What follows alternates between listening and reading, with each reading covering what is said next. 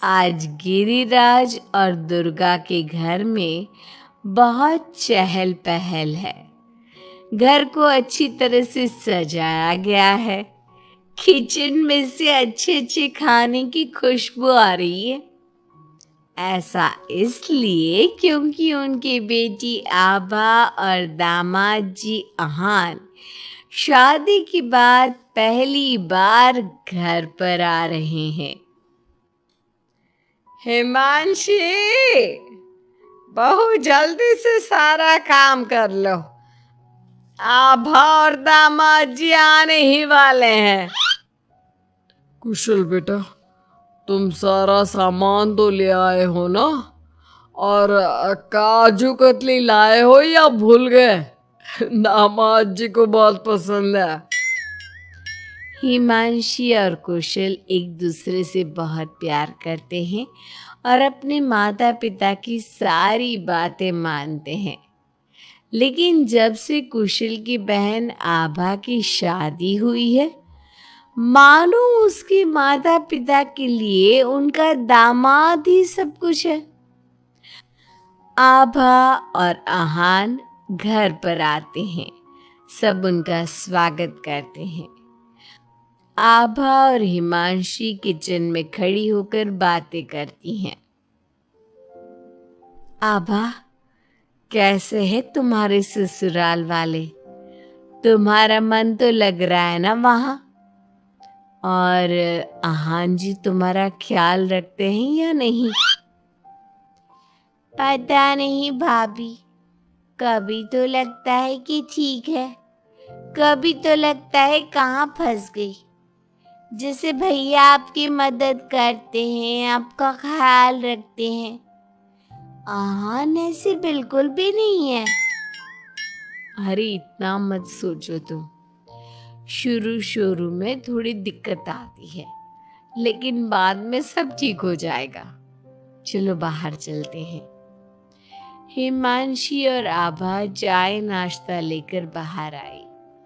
सब लोग आपस में बात करने लगे, लेकिन अहान बहुत घमंडी तरीके से बोलता है। आपका घर तो बहुत बड़ा है ससुर जी।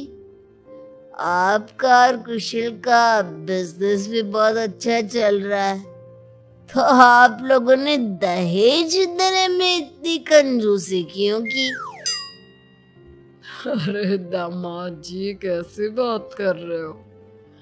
आपके परिवार ने जिस जिस चीज की मांग की थी वो सब हमने आपको दिया है। अगर किसी चीज की फिर भी कमी रह गई है तो बता दीजिए। कुछ चीजें बिना मांगे भी तो दी जा सकती है ससुर जी। आहान, अगर तुम्हें कुछ और चाहिए तो बता दो, हम तुम्हारी सारी इच्छा पूरी करेंगे।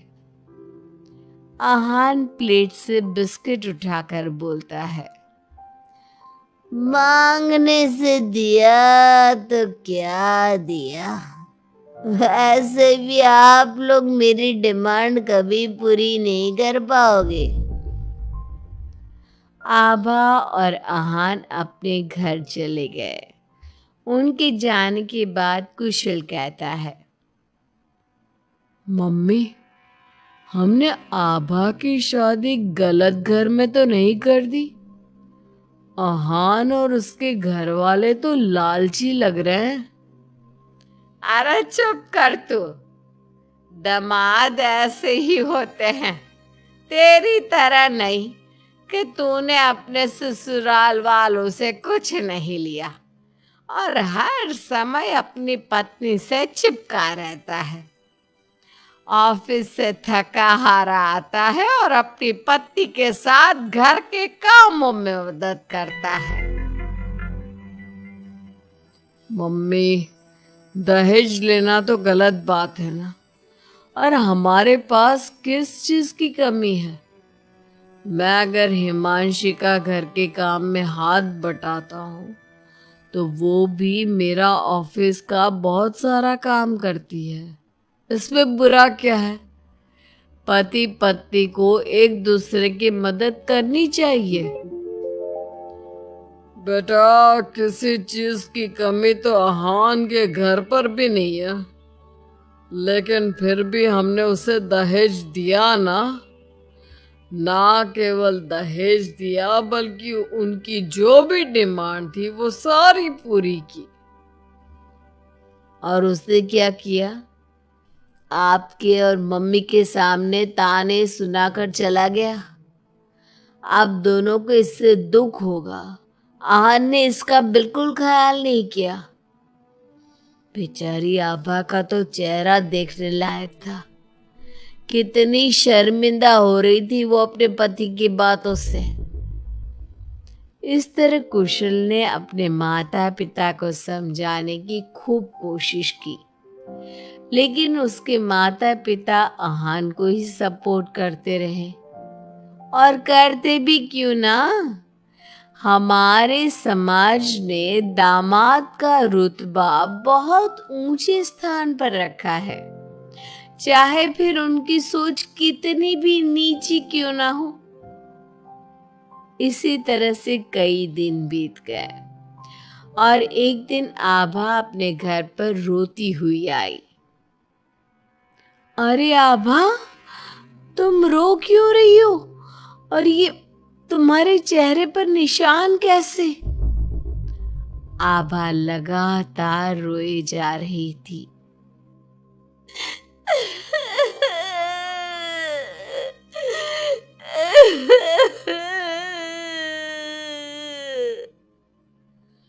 अरे बता मेरी बच्ची, क्या हुआ है तुझे?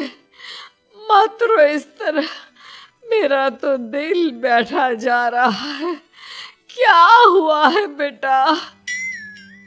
हिमांशी और दुर्गा के बार बार पूछने पर आभा ने बताया, मम्मी, मुझे आहान ने बहुत मारा है। क्या? दामाद जी ने तुझ पर हाथ उठाया? लेकिन क्यों? वो रोज शराब पी कर आते और मुझे मारते, लेकिन आज तो उन्होंने हद ही कर दी। क्या आहान जी शराब पीते? ये बात तो उनके घर वालों ने बताई नहीं थी। अरे कौन अपने बच्चों की कमियां बताता है? आने दे तेरे पापा को, वही बात करेंगे आहान और उसके घर वालों से। शाम को जब गिरिराज और कुशल घर पर आए तो उन्हें आभा का चेहरा देखकर बहुत गुस्सा आया, लेकिन वो करते भी क्या? आखिर आहान घर का दामाद है। पर आभा के चेहरे पर चोट के निशान देखकर कुशल से चुप नहीं रहा गया। कुशल ने फोन करके आहान से बात की। आहान, तुम्हारी हिम्मत कैसे हुई मेरी बहन पर हाथ उठाने की? तुम्हारी बहन घर में किसी की बात नहीं सुनती, जो उसके मन में आता है वही करती है। अब तुम ही बताओ, मैं कैसे चुप बैठ सकता हूँ? अगर वो किसी की बात नहीं सुनेगी तो तुम उस पर हाथ उठाओगे? मैं तुम्हारी तरह नहीं कि अपनी पत्नी के पीछे पीछे घूमता रहूं। अगर तुम्हारी बहन जरा भी टेढ़ी चली ना, तो मैं उसे इसी तरह से मारूंगा। ये बोलकर आहान ने फोन काट दिया। ये सुनकर कुशल को बहुत गुस्सा आया। कुशल ने कहा, अब आभा अपने ससुराल नहीं जाएगी। आपने उसकी शादी गलत इंसान से कर दी। वो आदमी आभा के लायक ही नहीं है। अरे पागल हो गया है क्या? अपनी शादीशुदा बहन को घर पर बिठाएगा? लोग क्या कहेंगे? मम्मी, आपको अपनी बेटी की चिंता है या लोगों की? ओहान हमारा दामाद है और घर में छोटे मोटे झगड़े तो होते ही रहते हैं। हमें इन बातों पर ध्यान नहीं देना चाहिए। हम आहान के माता पिता से बात करेंगे। आभा को आहान बिल्कुल पसंद नहीं था, लेकिन उसके माता पिता समाज के डर से उसे बार बार आहान के घर पर भेज देते थे। इस बार भी आभा को अपने ससुराल जाना पड़ा। एक दिन हिमांशी की तबीयत खराब हो गई तो उसने घर का काम नहीं किया। तबीयत खराब होने का बहाना बनाकर सुबह से लेटी है। तुझे इस घर में जितना आराम मिला है ना, दुनिया में किसी बहू को कहीं इतना आराम नहीं मिला होगा। तेरा तो पति भी तेरे साथ काम कराता है। देख मेरी आभा को, बेचारी कितना पिटती है अपने पति से और सारे घर का काम खुद ही करती है। शाम को जब कुशल घर आता है तो हिमांशी उसे सारी बात बताती है। तुम मम्मी की बात का बुरा मत माना करो। मम्मी चाहती है कि मैं उनके निकम्मे दामाद की तरह बन जाऊं, जो अपनी पत्नी की बिल्कुल भी इज्जत नहीं करता। लेकिन मैं ऐसा नहीं बन सकता। कुशल ने हिमांशी का बहुत ख्याल रखा और वो जल्दी ही ठीक हो गई। वहीं आहान आभा के साथ बहुत बुरा बर्ताव करता था। आभा के माता पिता ना तो आभा की बात सुनते और ना ही कुशल की। एक दिन आहान किसी काम के सिलसिले में शहर से बाहर गया हुआ था। वो जिस होटल में रुका था वहां उसे आहान दिखा। अरे ये तो आहान लग रहा है, मगर इसके साथ ये लड़की कौन है? कुशल ने वहां कुछ लोगों से पूछताछ की तो उन्होंने बताया, ये तो अक्सर इस होटल में अलग अलग लड़कियों के साथ आते हैं, लेकिन आप ये सब क्यों पूछ रहे हो? कुशल बिना कुछ बोले वहां से चला जाता है और घर आकर सभी को ये बात बताता है। लेकिन उसके माता पिता को तो इस बात से भी कोई फर्क नहीं पड़ा। अरे बेटा, इस बात को यहीं खत्म कर दो। हम आहान से क्या कह सकते हैं? आखिर वो हमारे घर का दामाद है। बेटा देख, ये बात ना आभा को मत बताना, नहीं तो उसे बहुत बुरा लगेगा। आप दोनों किस मिट्टी के बने हैं? दामाद दामाद कहकर आपने उसे सर पर चढ़ा दिया। मैं आपकी बहू के साथ अच्छा बर्ताव करता हूं तो आप मुझे झोरू का गुलाम कहते हैं। और आहान आपकी बेटी को जानवर की तरह पीटता है, आप तब भी उससे बात करने की हिम्मत नहीं करते। आप लोग बेटे और दामाद में इतना फर्क क्यों करते हो? बेटा, दामाद को तो सर का ताज समझा जाता है। हमेशा से ऐसा ही चलता आया है।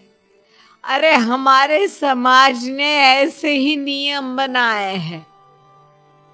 चाहे वो आपकी बेटी के साथ कैसा भी बर्ताव करे, उसे जानवरों की तरह मारे पीटे।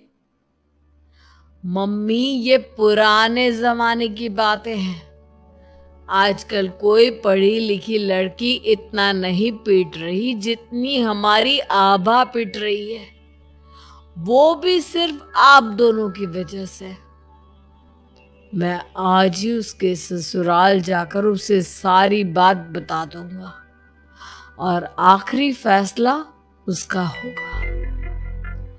कुशल और हिमांशी आभा के पास जाकर उसे आहान की सारी सच्चाई बता देते हैं। आभा अपने भाई के साथ आ जाती है।